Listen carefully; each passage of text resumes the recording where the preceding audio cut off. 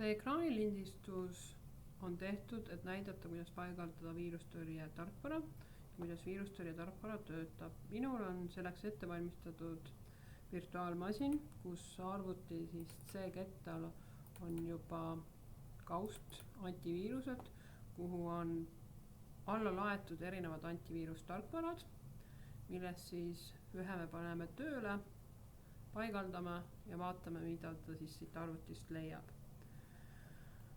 Mina võtan näiteks Avast Free antiviirus, 2 hiireklõpsu ja paigaldan selle arvutisse.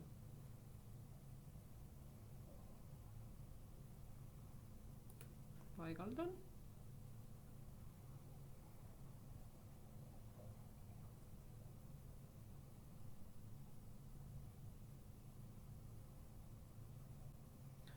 Minule annab ta teavitust, et vabandame, et kui Chrome'i ei õnnestu paigaldamisprobleemide tõttu installeerida, see on sellepärast, et kuna minu virtuaalmasinal ei ole võrku, aga sellele vajutan OK ja lähen edasi.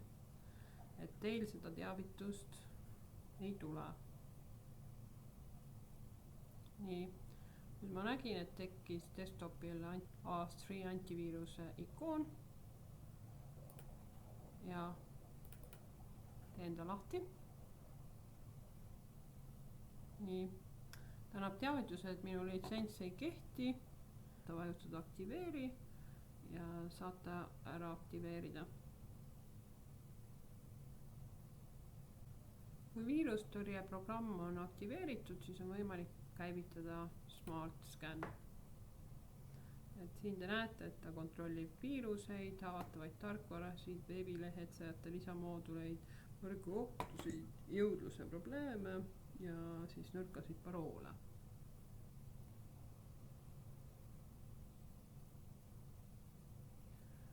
Nii, et Smart Scan on läbitud, ta annab siis teavitust, et kontrollimine on lõpetatud, et leiti üks probleem, et leiti siis jõudluse probleemid, et viirused ei ole, avatavaid tarkvarasid ei ole, halbu veebilehitseja lisamooduleid ei ole, ei leitud võrguprobleeme ja leitud ühtegi nõrka parooli.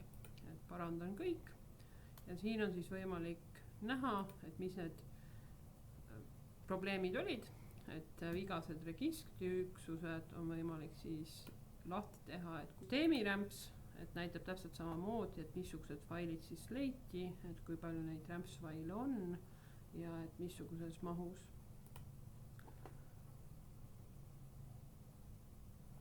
Et mul on võimalik jätta see samm vahele ja siis Smart Scan on lõpetatud.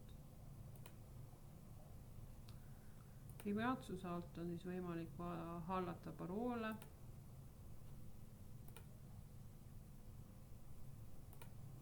On võimalik sisse logida.